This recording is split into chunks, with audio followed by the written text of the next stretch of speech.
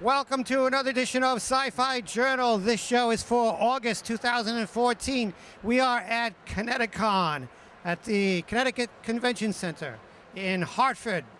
Lots of fun. This is like the third or fourth time we've been here. I'm Marc Morisseau. Also hosting the show today are James Hinsey, Jay Kingston, Calvin Watts. So we're going to do a combination of our regular segments and cutting back and forth to different interviews and talking to fans. This is a huge gaming cosplay convention, so there's a lot of great stuff and people to talk to.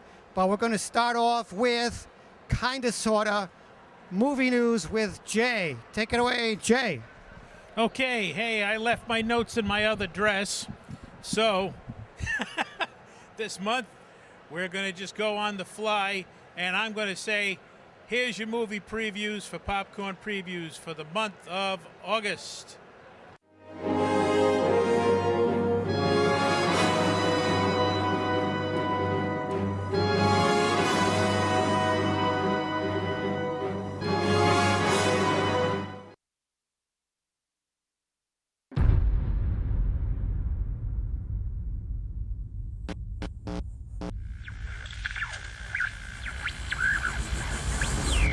I've had the strangest feeling. I've been asleep my whole life, waiting for something to happen.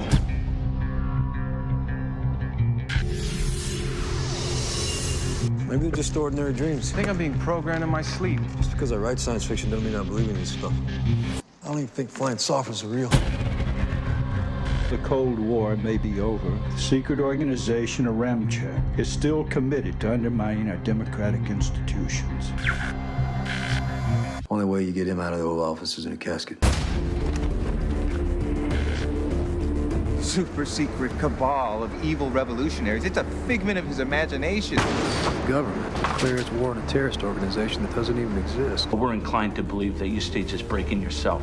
With any luck, this thing will just blow over. Not likely. Once the authorities open up a file on someone, they never close it. Life on this planet came from the star system called Albemuth. This is the satellite that serves as our link back. But this invasion is for our benefit, Nick. You and I and the others were chosen.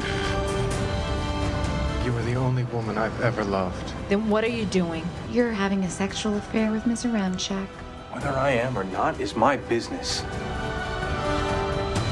It's not too late for you. If I'm going down with people I love. Here's to subversion. The authorities are looking for something subversive to show up in his books. But the fact is, we have a better chance to get a message out in a song.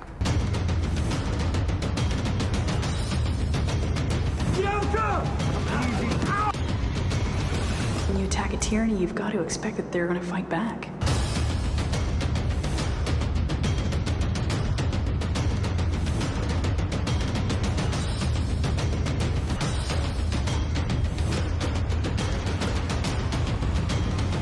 I'm an American citizen. I have rights!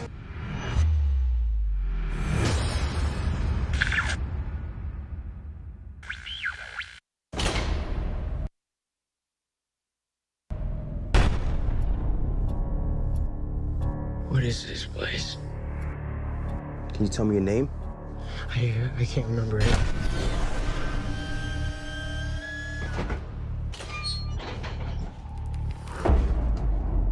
Day one, Greenie. Rise and shine.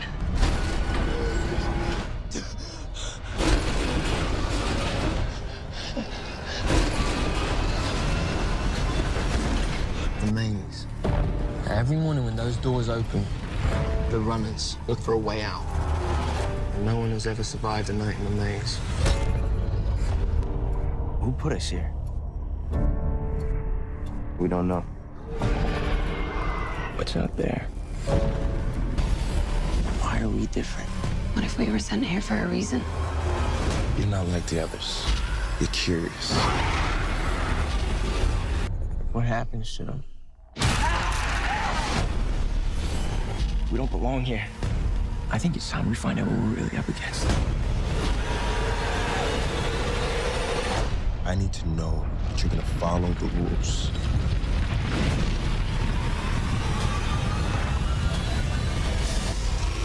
Everything started changing the moment you showed up. It's a girl. Thomas.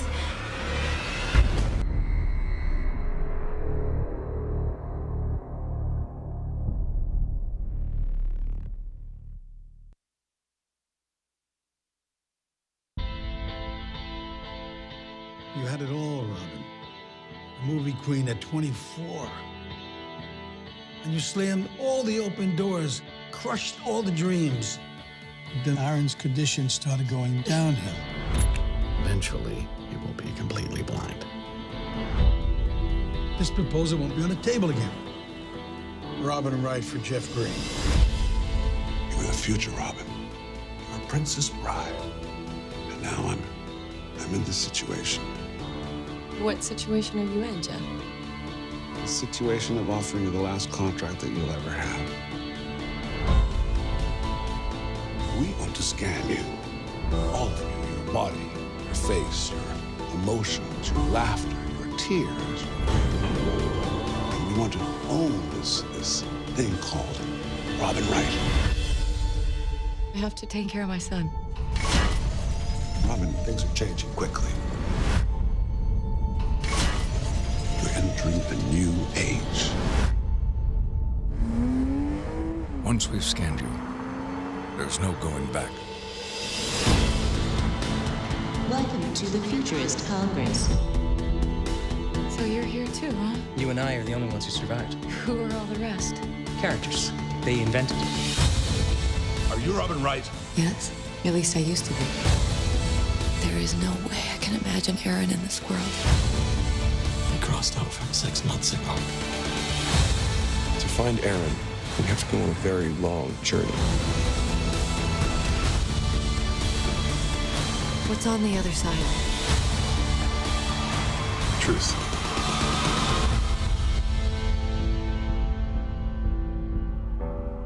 Can I go back to where I came from? There is no such thing as the place that you came from.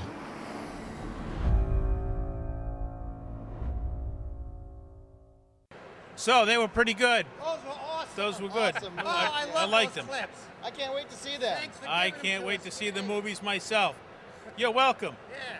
And now, over to James with Anime Daisuki.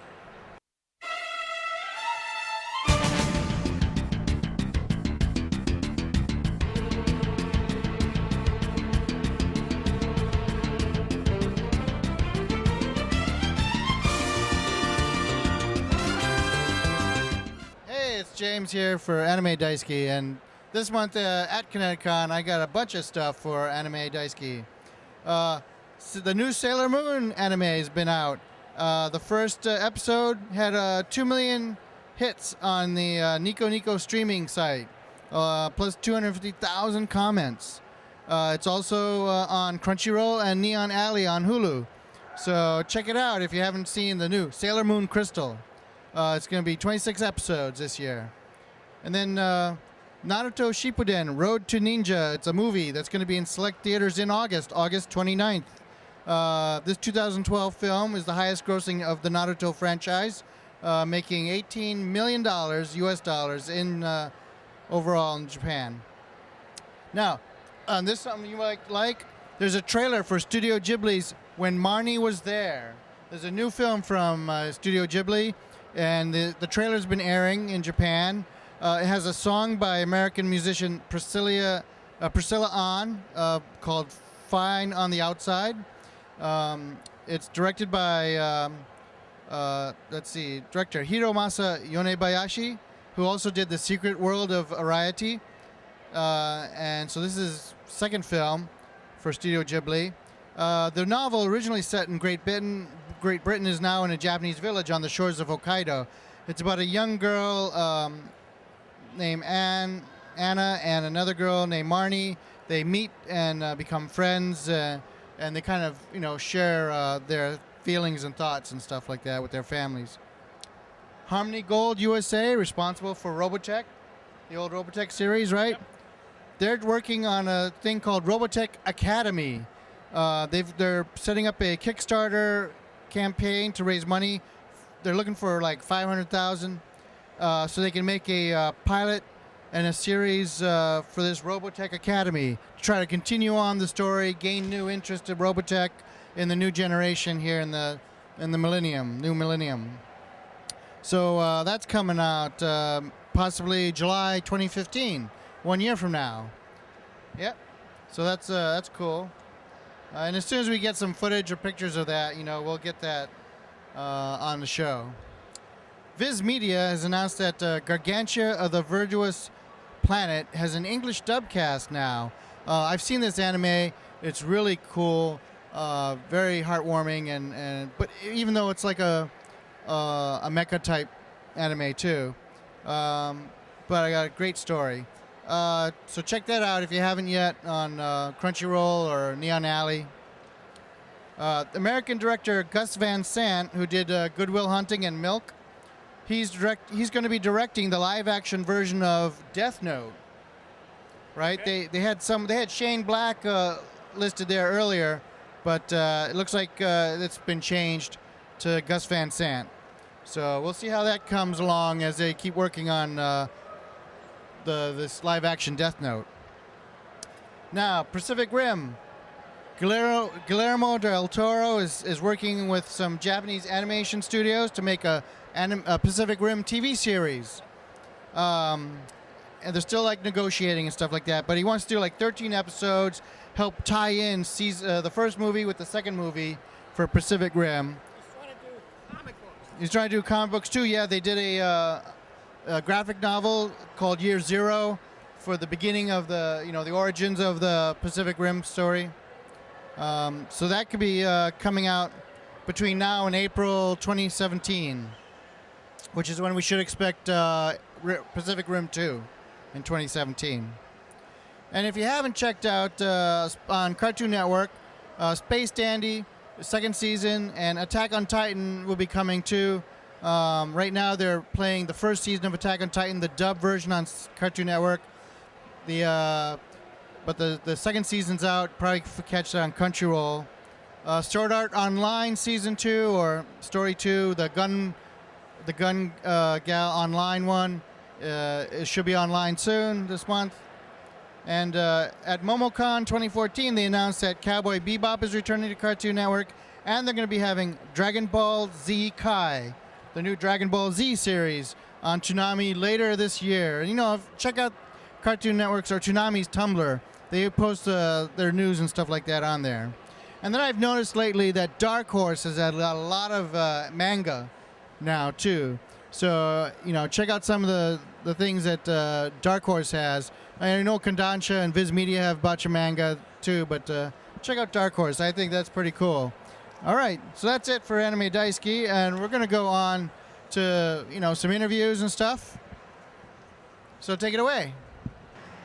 Hi, it's James here. I'm with Rachel with the convention In-CON-ceivable. So tell me, how did you conceive In-CON-ceivable? Well, RJ and I were talking about coming up with a convention, and RJ's been doing conventions for over 15 years, and he basically nitpicks about the good and bad of every convention he's ever been to, and he finally had a bunch of his friends, vendors, and otherwise tell him to put up or shut up. And so he decided to put up. And so this is his first adventure into the actual production of a convention, and the actual In-CON-ceivable was his ode to his wife. His wedding was Princess Bride themed, so he decided he would honor that. It's an awesome name, In-CON-ceivable. So tell me, when and where is it, and who's your guest? It's going to be this August 15th through the 17th at the Clarion in Northampton, Massachusetts. Hey, Northampton, how you doing? Northampton. Our guest of honor will be J.G. Hertzler. Most of you know him as General Martok. We'll also have several other panelists. Some of them you may know from anime, like Sarah Hodge Weatherby and Charles Dunbar. We'll also be having Sal Lizard, who is Vampire Santa, and quite a few really cool guests. And some of our biggest draws is we'll be doing a Magic the Gathering tournament on Saturday. We'll have a costume contest, the Epic Costume Contest. And we'll be giving away cash and prizes for that. We're going to be having a rave, burlesque, belly dancing. We have +2 Comedy who's going to be there. They are really funny. They'll be doing 3 shows for us. Yeah, so everybody can geek out and be entertained and have some fun. For everyone in Springfield, Western Mass, and stuff like that, even Albany and the Tri-City area and Capital District could come out. And this is your first con. I mean, you know, hopefully we're going to make it a great con because I always believe, like, you know, we need more cons. Absolutely. You know, and every con is different in their own ways. So, you know, you all have something to offer for everybody. Yep, this one in particular, we'll be doing a little bit of everything, open gaming all day Friday, so we have something for every genre, a little bit of costuming, a little bit of anime, a little bit of sci-fi fantasy, and we have some really great vendors who will be coming. Yeah. And I noticed you have the vampire teeth, right? So RJ does that, right? Yes, RJ, who is putting on this convention with me, he actually makes these, and I'm actually his apprentice, and so I'll be learning how to do this as well. And he is excellent at his job. He's been doing this for over 15 years. So if you're looking for some teeth, you know, prosthetic teeth, you know, see RJ. You know, I've seen him at all the conventions. Absolutely, just give us a call. All right, and what website? Oh, In-CON-ceivable.com, and or you can check us out on Facebook, an In-CON-ceivable convention, or you can hit us up. You can hit up RJ at True Fang Guy on the web. Thank you very much, Rachel. You're welcome. Thank you. Welcome to Maurice LaMarche.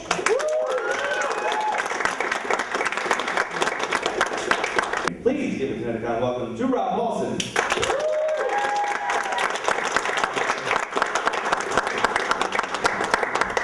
Hello, my friend Ray. Greetings, my friend. Hello. Look, Ray, we're taking over the world, starting with all these lovely journalists. You can infect the press with your message. Then you have world domination. All right, we'll start in the front. Hi. I'm Sarah Menendez from morepower.com. I know you guys have done like a whole bunch of roles, and I'm sure you have so much fun with them, but I want to know what's the most fun you've ever had in an audition for one of these roles? It's a hard question. Really, it is a hard question. The most fun in an audition. Well, that usually, you know, things have changed. We were talking about this in our panel yesterday. Things have changed so much in the audition process. Can you guys hear me okay? That to the extent that we're generally by ourselves now, because it used to be, in the old days, that Maurice and I and all of our friends would be at auditions together. So we'd see each other, and it was just an absolute blast. I mean, it was a friendly competition, but it was great because you were seeing all the people that you would choose to hang out with anyway. So in terms of fun at an audition, I don't know, because there's just so much pressure I put on myself to get the job, you know. Yeah. I would say, you know, with the whole thing of, you know, just being able to audition at home, you know, in your studio, or even in your, you know, your closet with an Apogee mic and you know, your iPhone and Twisted Wave as a program. I've done that where I've just auditioned, and I like to audition completely naked, so I can have a lot of fun. And I know because I'm there with it. That's where the fun comes from. I don't know, you know, real story. I would say that I, you know, a lot of fun auditioning for Animaniacs. They gave us each about 7 or 8 characters to do. Yeah. That was a fun day, and we already were going in with our friends because we'd all done Tiny Toons with them, and so Andrea Romano and Tom Ruger. So it was just another chance to go, as my friend loves to say, to go play in the bitchinest sandbox in Hollywood. And you know, I just went nuts. And the only character I scored, no, I did get Squid doing my Ray Liotta impression. Yeah.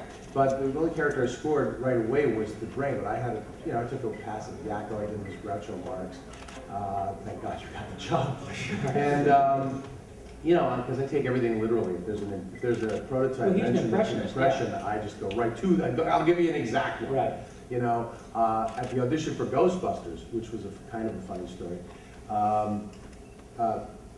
You know, they said, don't do the people from the movie. You know, they came out and announced to a room full of like 40 actors, don't do the characters from the movie. Do your own thing with it.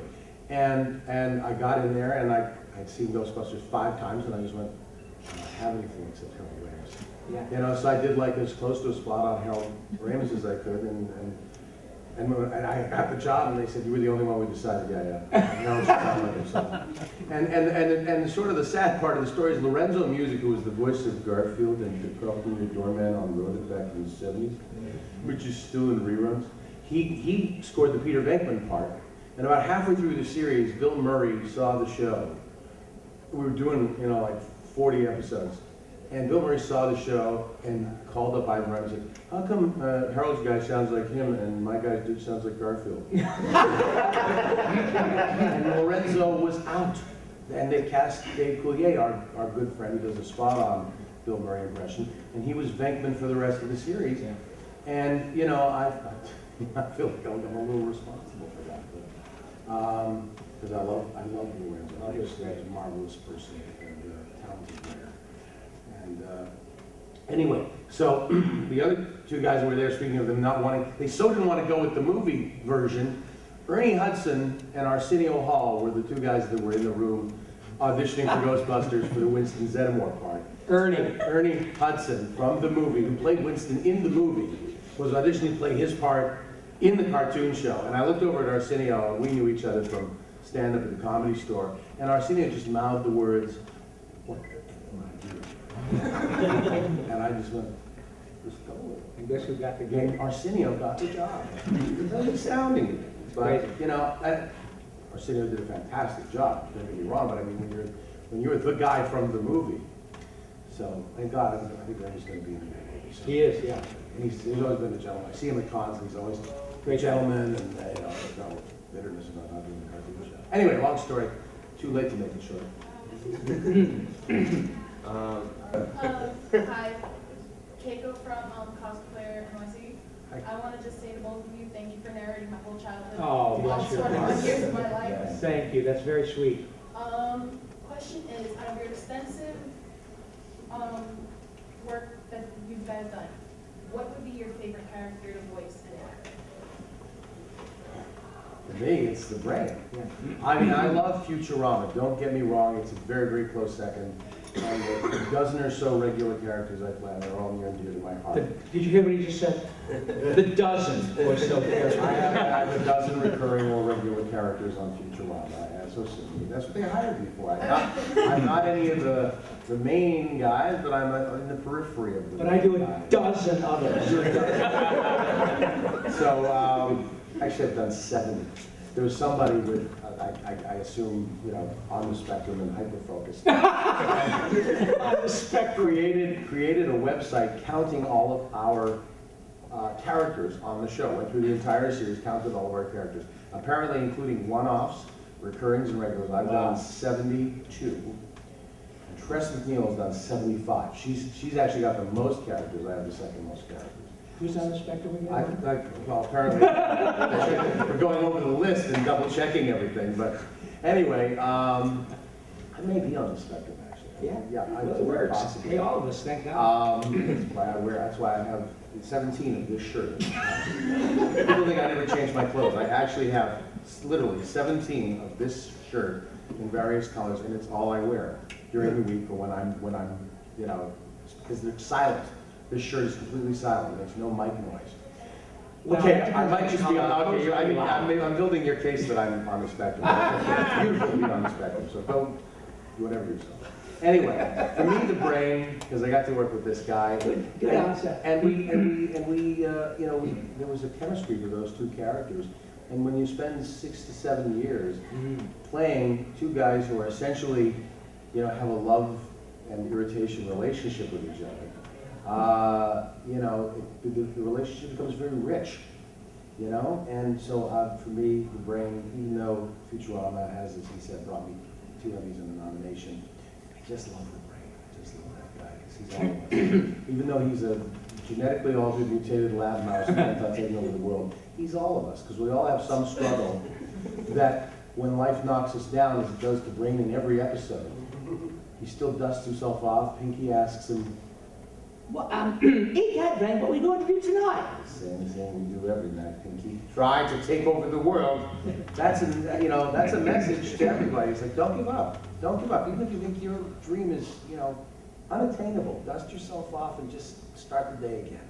You know, so I've got to love that guy for that reason. You, my friend? Well, I learned very early that I have neither the talent nor the looks of Diedrich Bader. So, oh my God, he's here. And I thought, well, I can't let that stop me because I have to make a car payment.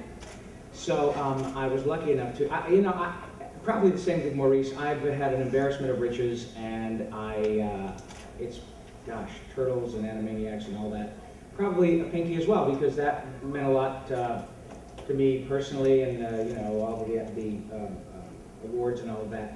But yeah, when you get a chance. By the way, Emmy winner for his role as Pinky. Only because my friend the Brain decided he didn't need another one. I had won none at that point. That's right, and there's a great story about that, actually, very quickly. That was at the Madison Square, the theater at Madison Square Garden. It was on ABC or C, I don't know. Anyway, I got the win. It was the first year Susan Lucci finally won an Emmy. It was a daytime Emmy. So after 20, so she was the star of the show, and rightfully so. But you know, there's a giant clock over the audience. And I remember Dick Clark, who produced it at the time, was standing at the side going like this, like, come on, dude. And I was saying, thank you this, thank you that. And Whoopi Goldberg and Tom, the guy from Dancing with the Stars, Bergeron, were my presenters. And I thanked everybody except Maurice LaMarche. The show is not called the Pinky Show, it's called Pinky and the Brain. And so I'm like, thank you, Mr. Spielberg, thank you this. So I started to walk off, everybody's clapping. I looked back and I said, oh my God, I forgot to thank my friend. And Whoopi said, well, you can't go back on that now, honey. And so I was racing through the bowels of Madison Square Garden trying to find a payphone to call Maurice to say, oh my God, I forgot to thank you, please don't kill me. And of course he went on to win. That's how long ago it was. He had to find a payphone. Everybody here remember payphone.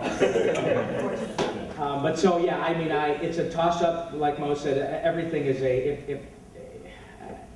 I mean, I got to work with Tress and Jess and as Yakko, Wacko, and Dot too, and that was pretty amazing too. So it's hard, but I would say yeah, if I had to make it, Someone were holding a gun to my pink little head, it would have to be Pinky.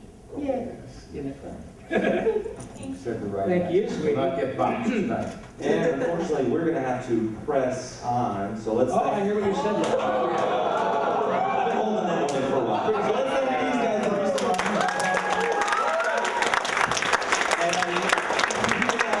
We are with Denise Grover Swank. Hi, Denise. Hi. Okay, and she is here at ConnectiCon. She is a novelist, a writer. Tell us a little bit about your latest work. My latest series is the Curse Keeper series. It's urban fantasy based on the Lost Colony of Roanoke. Very nice. Now, are you primarily a sci-fi, horror, mystery writer? What kind of stuff you like to do? I have 2 urban fantasy series and 1 YA sci-fi series, and then I have a romance mystery series. Okay, now tell us, what was on the New York Times bestseller list? The New York Times bestseller list was my romance mystery series, the Rose Gardner Mysteries. Oh, very nice. Okay. Now, do you have a website if people want to find your work? Yes, it's DeniseGroverSwank.com. Okay, very good. And this is the first time you've been to ConnectiCon? Yes. Okay. Yeah, I'm having a great experience. Yeah. All right. So, good author. If you're interested in YA and in mystery and sci-fi, this is the author to check out. So go to her website and check out her books. Denise, thank you very much. Thank you. All right, so here's Mark with Toob News. All right, so take it away, Mark.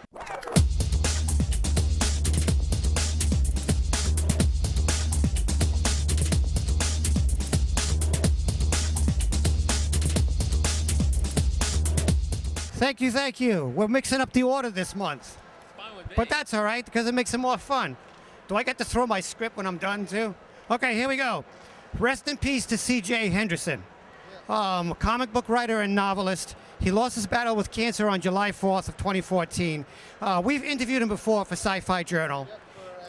Yep, at TempleCon. He was most recently he was a staple in many conventions.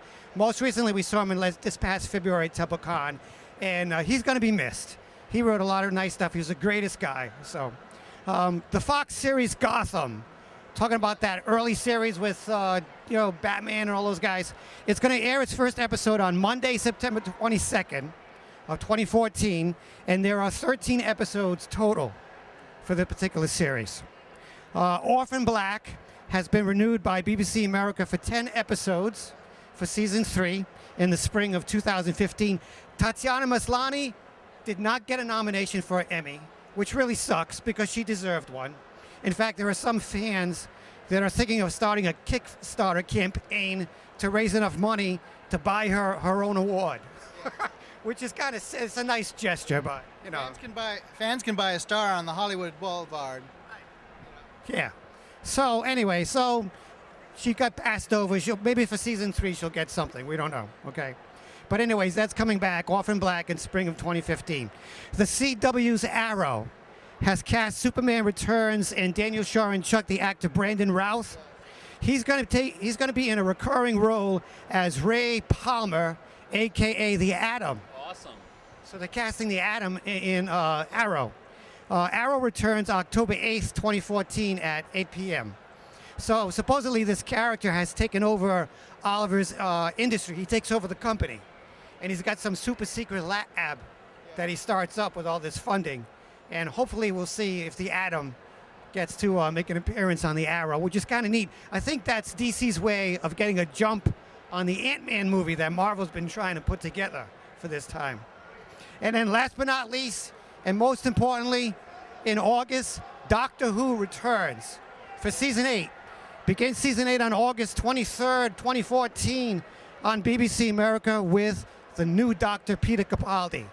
I'm excited. This is going to be an awesome Doctor.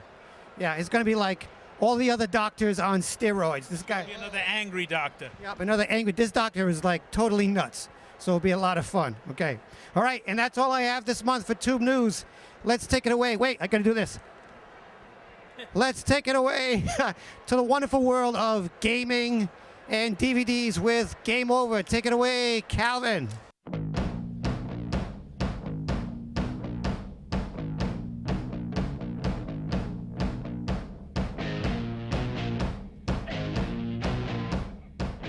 That's it, man. Game over, man. It's game over. I think it's pathetic that you guys needed a script while we're at this great convention that we're having a wonderful time in, but that's neither here nor there. To make sure we didn't miss anything. I didn't have a script. Exactly. Who needs a stinking script?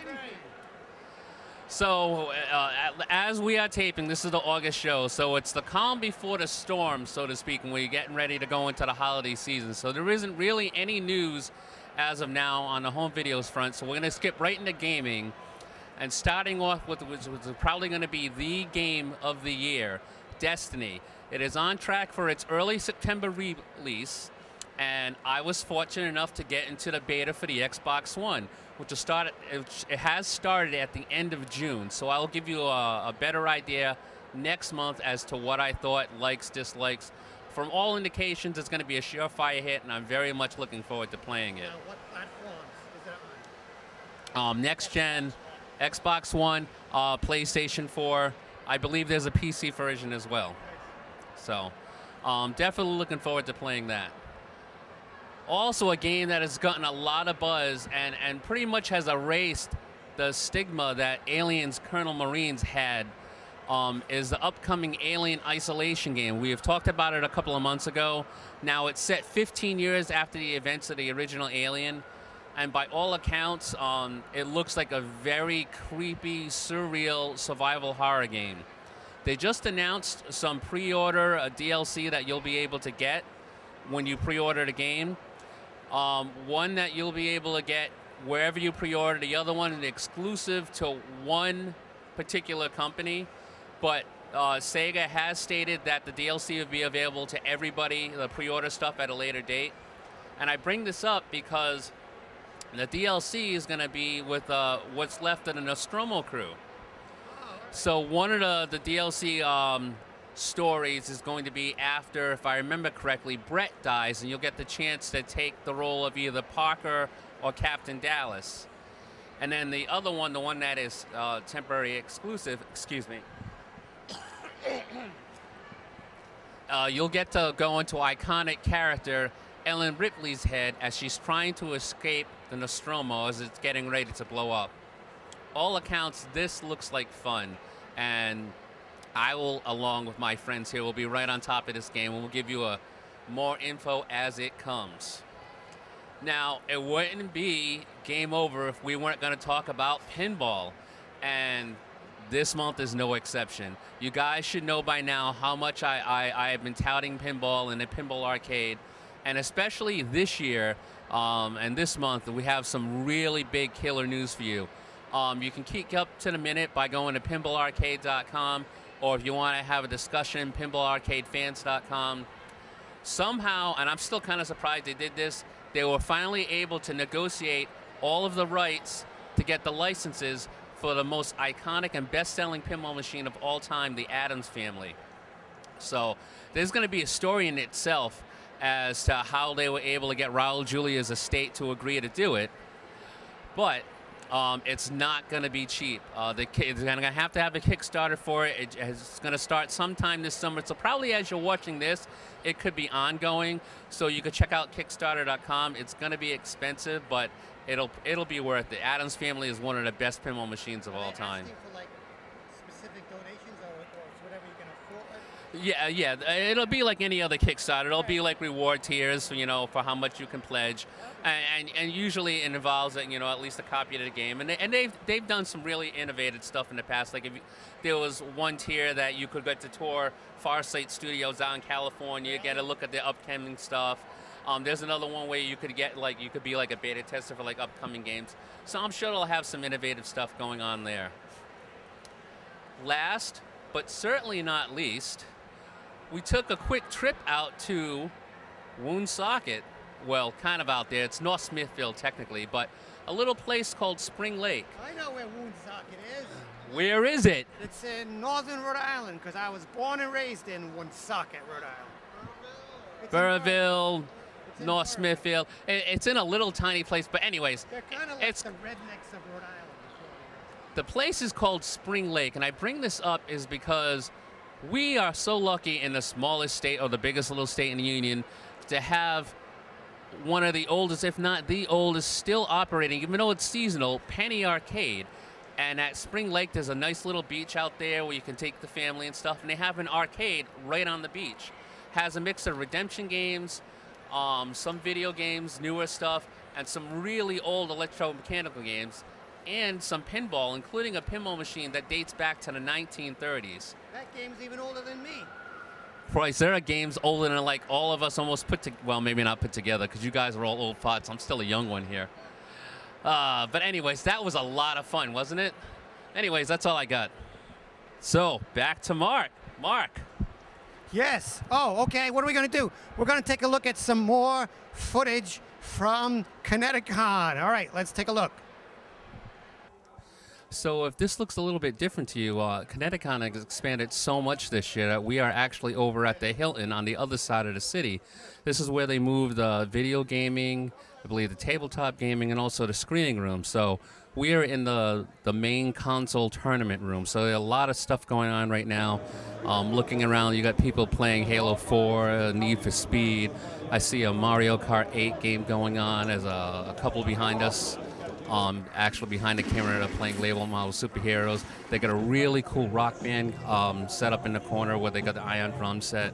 It's a lot of fun, so if you ever get to come down here, you've definitely got to check this out. Welcome to Diedrich Bader.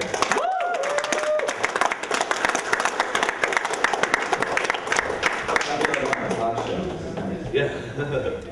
How you doing? I'm well, thanks. How are you? Fantastic. We're going to open the floor right there.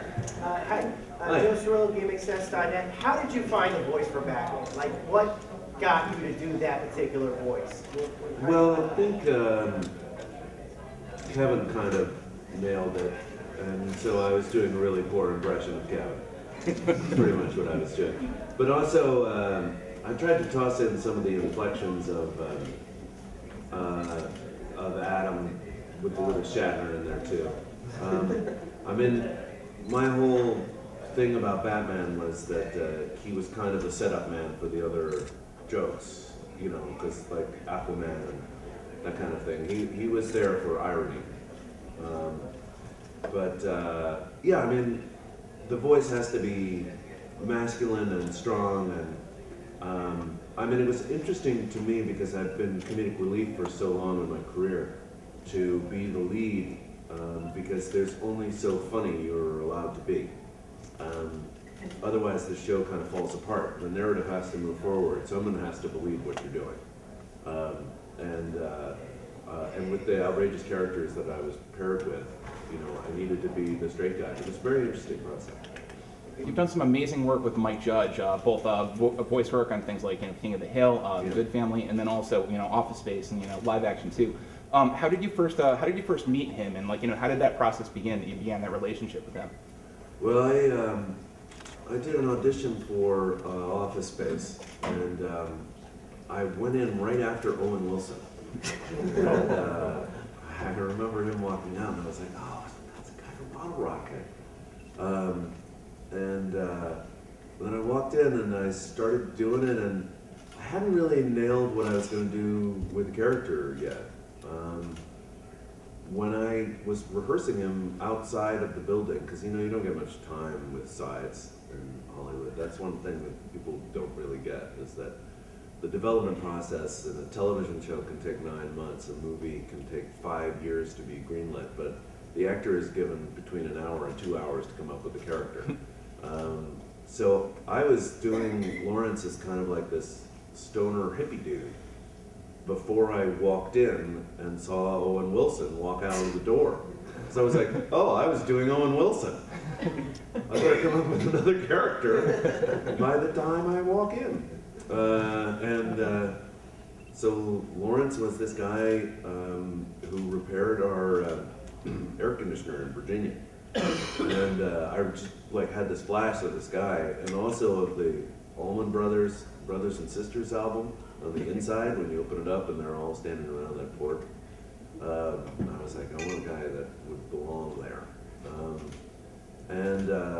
Anyway, he laughed through the whole audition, giggling and laughing, and there was a part of me that was really happy, and there was another part that was like, shh, because now this is over my audition. Yeah, I actually based the whole character, besides that one moment on this. You said, what are you doing down now? And I'm doing drywall down in Salinas. And Mike Judge came up after a couple takes, and he goes, you've been saying doing twice every time. And I go, oh yeah, because he's the guy who would say that doing, and in the script it said doing twice. I was like, well, it's right here. And he goes, what? And he goes, takes a look at the script and goes, oh, that's a typo. Just say doing once. But yeah, then he was very nice and hired me a bunch of times. I hung out with him socially. He's an extremely nice guy, really down to earth. I love his new show.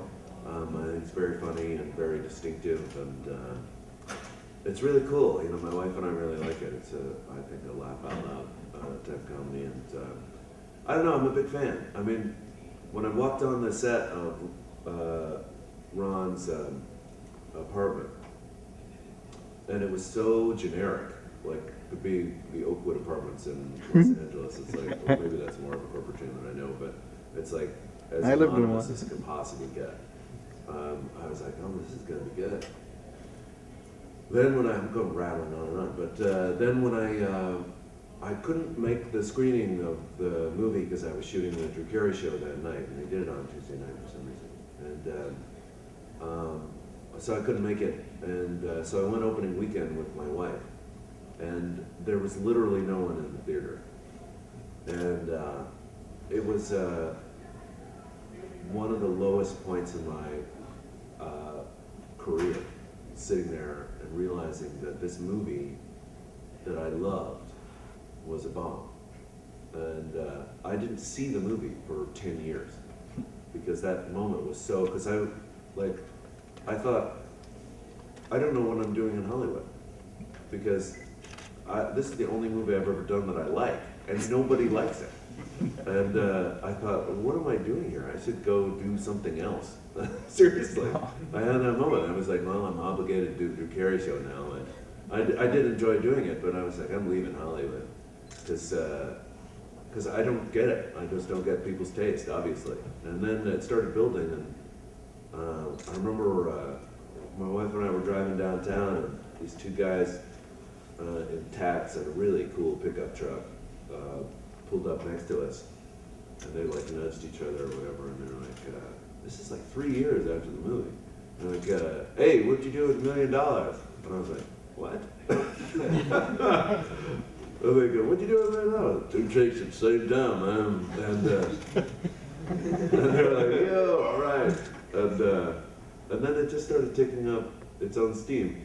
And then, but I didn't see it. It was on Comedy Central almost constantly. I never watched it, and or on cable or whatever. I paid for the roof of my house. It was great residuals on that thing. But then they did a 10th anniversary screening in Austin where we shot it, and you know, sold out in like 4 minutes or something.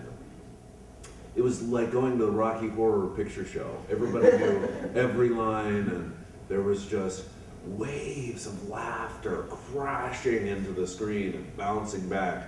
And I was like, I felt like standing up and going, I told you so! I told you the record was bang! So that was the second time I saw it. Out of all the roles that you've done, what has been your favorite role, and what do you think? All right, what do you think has been your best role? Full stop, no pause. Batman was the best part ever. I was happiest doing Batman. I loved Batman. It was fascinating getting the process because I didn't really know Batman that well when I got him, and I had this great acting teacher named Yuri Beloff at the North Carolina School of the Arts. He was really my mentor, and he talked about crossing over when you start thinking as the character and not as yourself. And it's a beautiful moment when that actually happens. You should never force it. You should try to think like he does, but then it just comes up. And Oswald was like that. You know, he was like putting on a dumb, sweet coat. He was just a lovely guy, and it would just wash over me like this sweet boy. And I realized I crossed over with Batman when we did the episode where he confronts his the killer of his parents in the hospital room. And you know, it's a voiceover session, as you saw with Rob and Mo. It's like these guys are hilarious, and they're always improvising, and if there's a pause in the time when the director has to talk to the executive producer, blah, blah, blah, they're on the other side of the glass.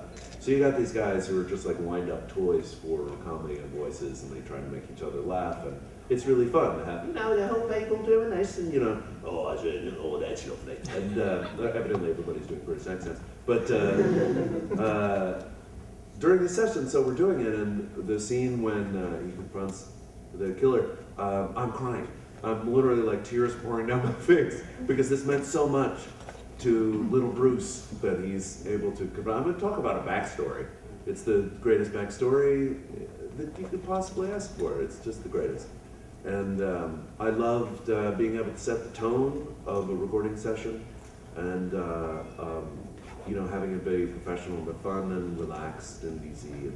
And there were a couple people who called me like the Perry Como of the voiceover artist, because I was like, I sit, got my hat and a little coffee, I'm very relaxed, where lots of guys are, you know, up and very high energy.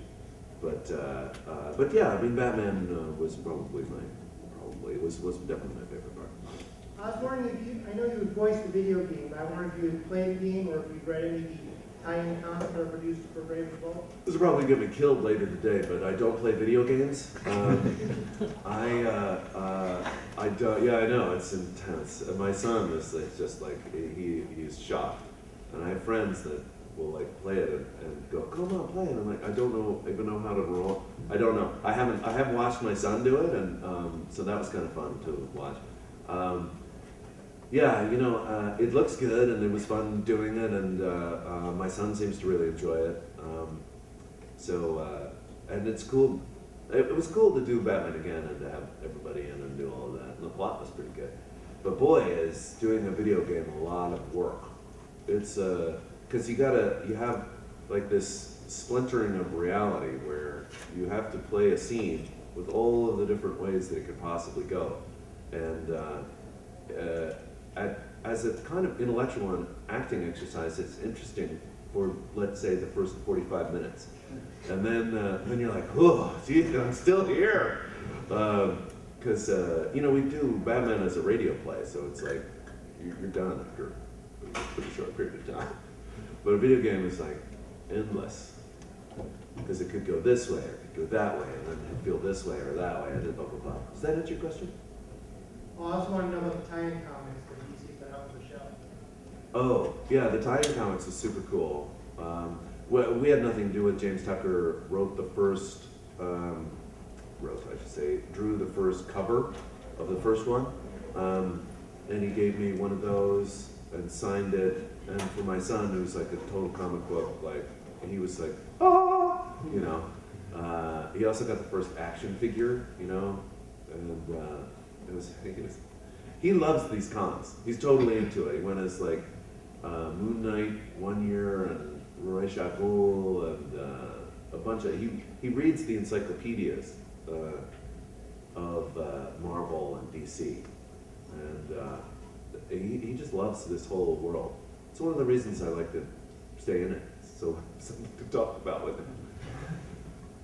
Yeah, you know, the great thing about the world of animation is, in the main, I would say like 99%, it's not an exact percentage, but of the people that you meet are really super nice. In stark contrast to the on-camera world, where most people are pretty awful. And, you know, it's talent-based. I mean, you see Rob and Mo up here, and they're just so talented. It's remarkable to be in a room with a bunch of voiceover artists, because they just blow you away that they can do this. And a lot of times, people that are on camera are not that good. And you wonder why, how did that happen? You know? And it just, it's confounding. I think that's the number one thing that I hear from other on-camera actors that do voiceovers, is that they get in and they go, oh my God, these people, it's like they can play all these different characters and do whatever. I'm like, yeah, they're talented. Yeah, cool. Awesome. Well, thanks for stopping by. Sure, my pleasure. Hi, James here with Ethan of Owl King Publishing, and also the author of several books here, the Legends of the Four Races. So tell me a little bit about your stories. Well, I'm actually a computer programmer by day, and I found out that I just absolutely love writing fantasy adventure on my train ride and at night and whenever I get the chance. And these stories are about different characters, but they're all related in some way. So some books are related by themes such as cursed weapons affecting different people in different time periods. Some are themes for the same characters. The same characters come back eventually. The first set have a theme of betrayal, unfortunately, among themselves. Yeah, and the artwork too on these covers are really fantastic. Great choice of artist. So how long have you been writing? I've been writing for about 10 years now. I never thought I could do it, so I'd say anyone that thinks of writing and doesn't think they can do it should absolutely try. You never know what you can accomplish. And do you have a website for your publishing and stuff like that? Absolutely. Everyone can go to www.owlking.com. Owlking.com. I love owls, so I saw the name. I thought, I gotta get an interview. That's great. And so you're going around to other conventions too? Sometimes. I'm going to try a fantasy fair this year for the first time. I think that'll be exciting. Great. Check it out. It's would you call it like high fantasy or more of the sword and sorcery? This is definitely a sword and sorcery type fantasy adventure. Great. Well, check it out. Thank you, Ethan. Well, thank you very much. All right, once again, we had an awesome time at ConnectiCon. Anybody have any shout-outs or people that want to recognize before we go? I want to recognize myself when I look in the mirror. Okay, anybody else with something important? This is August. I'm coming up on my 21st anniversary. So, yeah, last year was 28. All right. Yeah, and then, yeah. So, yeah. Hey, anything? I would like to give special thanks to Leo and the staff over here at ConnectiCon. This is like our third or fourth year that we have come out here, and it has become a staple for us to come and cover, and we have an absolute blast. There are some, we always have fun at all of the conventions that we do, but this one seriously is special. And hopefully after you look at some of the stuff that we go through here, you'll might want to have to come out next year and come and join us. Thank you very much, guys. Yes, thank you. We enjoyed it. We love all the cosplay, and people are very, very nice, and all the stars and the host, and we were lucky to be able to get the press junket. So we got some nice stuff from the press junket, talked to some nice people. That's going to be it for this edition of Sci-Fi Journal for August 2014. Remember to get in touch with us on our website, which is www.risfc.org. We have a Facebook page. We have a YouTube channel. Jay drives an ice cream truck around town, so you can talk to him also. Anything else? Twitter.